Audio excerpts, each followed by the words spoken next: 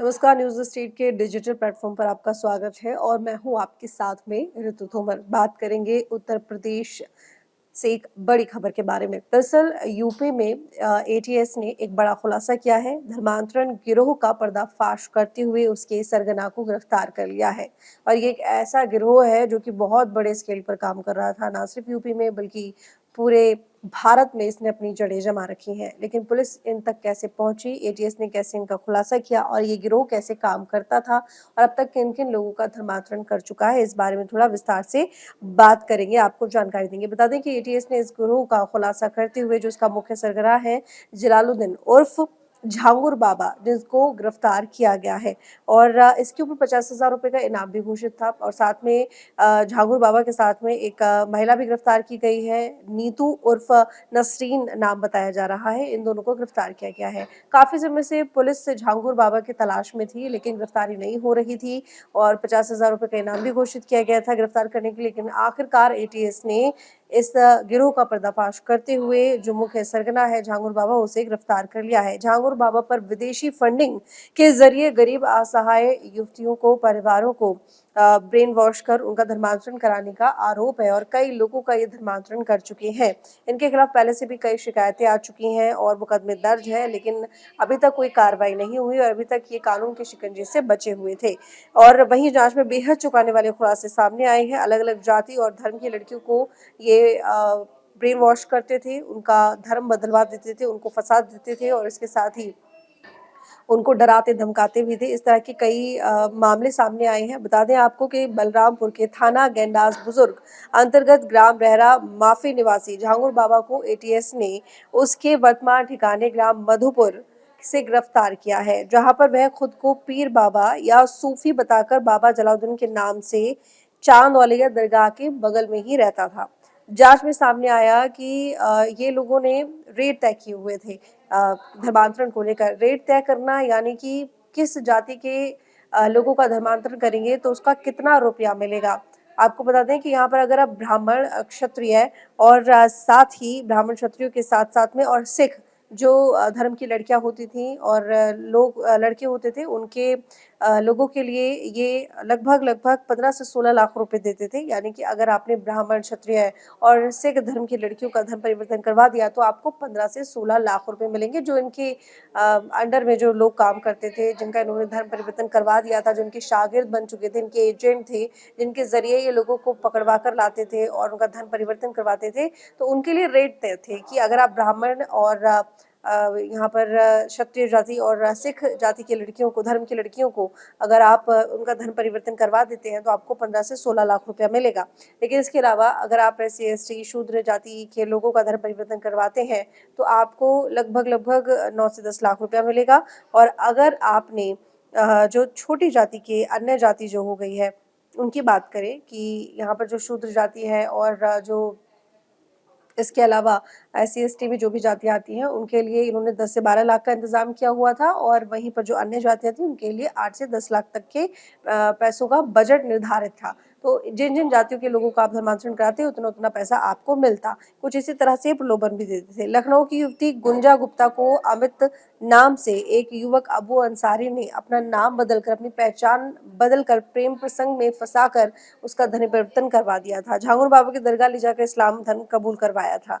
बाद में युवती का नाम अलीना अंसारी रख दिया गया था। वहीं गिरोह के सदस्यों ने 40 से अधिक बार इस्लामिक देशों की यात्रा भी की। अब सोचिए कि ये कितना पैसा कमाते थे इसी खेल के ज़रिए, इसी धर्मांतरण खेल के ज़रिए कि उन्होंने 40 देशों की इस्लामिक देश थे, उनकी यात्रा की है और 100 करोड़ रुपए से अधिक का लेन-देन 40 से ज़्यादा बैंकों में हुआ है। यानी कि 100 करोड़ से जो अधिक का लेन-देन है, वो बैंक खातों में हुआ है और वहीं इतना ही नहीं, 1 साल में शोरूम, बंगला, गाड़ी, जो तमाम यहाँ पर ज़रूरी चीज़ें होती हैं शौक के तौर पर, अगर हम देखें लविश लाइफ के तौर पर देखें तो इन्होंने वो भी पूरा कर लिए थे। ना सिर्फ यहाँ पर झांगुर बाबा ने, बल्कि झांगुर बाबा के साथ में जो अन्य एजेंट थे वो भी कुछ इसी तरह की ज़िंदगी जी रहे थे, लविश लाइफ जी रहे थे। वो भी किसके ज़रिए? धर्मांतरण के ज़रिए जो पैसा ये कमाते थे और लग्ज़री गाड़ियों की खरीद-फ़रोख्त भी की गई थी और इस मामले में पहले 2 आरोपियों नवीन उर्फ जमालुद्दीन और महबूब को 8 अप्रैल को गिरफ्तार किया जा चुका है।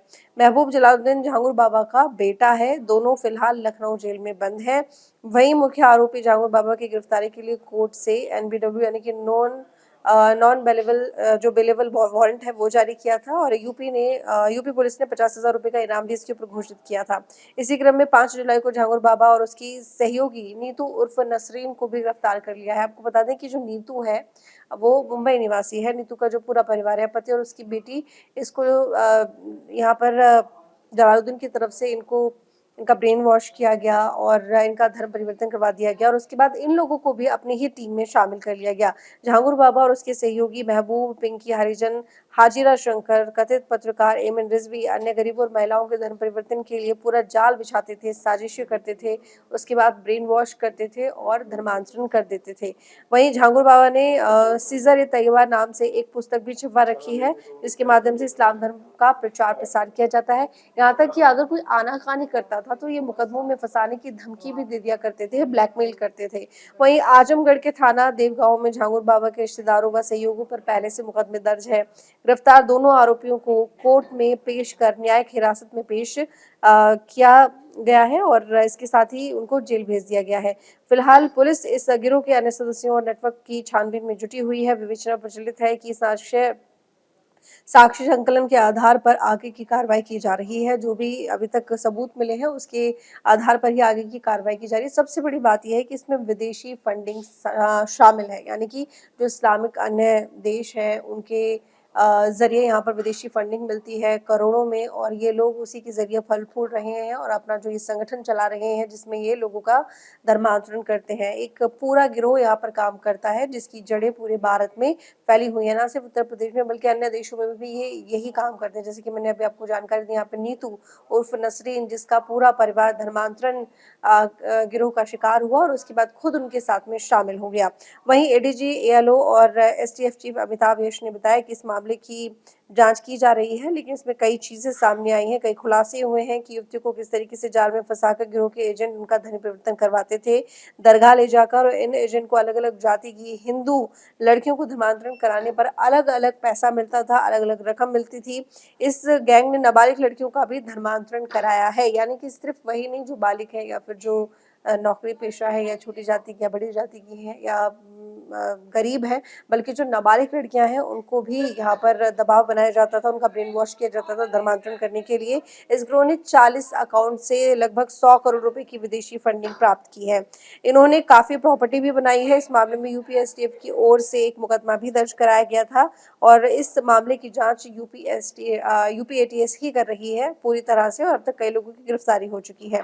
इस मामले में 2 लोगों को गिरफ्तार किया जा चुका है पहले ही और उसके बाद अभी फिलहाल जहांगीर बाबा और उसके बेटे को भी गिरफ्तार किया जा चुका है। गल्फ देशों से बड़ी मात्रा में इस गिरोह को धन प्राप्त होता है और पहले भी इस गिरोह के खिलाफ केस दर्ज हो चुका है, लेकिन देखिए अभी तक ये जो गिरोह है ये पूरी तरह से छुपा हुआ था। इसके बारे में जानकारी थी कि कोई गिरोह काम कर रहा है, ये भी पता था कि यहाँ पर कौन इस मामले में सरगना है, मास्टरमाइंड है, जैसे कि जहांगीर बाबा। गिरफ्तारी नहीं हो पा रही थी, छुपा बैठा था या एटीएस या पुलिस उस तक नहीं पहुंच पा रही थी, लेकिन अब जाकर पुलिस ने भांडाफोड़ करते हुए गिरफ्तारी शुरू कर दी है। 4 लोगों की गिरफ्तारी हो चुकी है, 2 की पहले हो चुकी थी, 2 की अभी फिलहाल हुई है और साथ ही इस मामले को लेकर पुलिस अब ये कार्रवाई में जुट गई है कि आखिर ये गिरोह कहां तक फैला है, कितने लोग इसमें शामिल हो सकते हैं, क्योंकि उम्मीद यही है कि गिरफ्तारी अभी और भी बढ़ सकती है। पूरी चेन है जो कि इस गिरोह को चला रही है और इसी वजह से यहाँ पर पुलिस अब पूरी डीप जांच पड़ताल में जुटी हुई है और ये पता लगाने की कोशिश कर रही है कि आखिर गल्फ कंट्री से भी अगर पैसा आ रहा है तो कहाँ से आ रहा है, कौन सा गिरोह इसके पीछे काम कर रहा है, कितना बड़ा सिंडिकेट है, कहाँ कहाँ तक लोगों को इस जाल में फंसाया जाता है और ये खेल खेला जाता है धर्मांतरण का और उनकी मजबूरी का फायदा उठाकर उन्हें फंसाने की कोशिश की जाती है। अब एटीएस इस पूरे मामले को लेकर कार्रवाई में जुटी हुई है। फिलहाल मुख्य सरगना को जो कि गिरफ्तारी में है पुलिस की, उसे जेल भेजा जा चुका है। जानकारी आपको कैसे लगी कमेंट करके जरूर बताइएगा, लाइक कीजिएगा, शेयर कीजिएगा। धन्यवाद। जहाँ भक्ति है हर शब्द में, कथाओं में छिपे हैं दिव्य रहस्य और ज्योतिष देता है जीवन को दिशा। धर्म से जुड़ी हर बातों को जानने के लिए हमारे चैनल स्तुति को सब्सक्राइब करें। चैनल पर जाने के लिए इस लिंक पर क्लिक करें।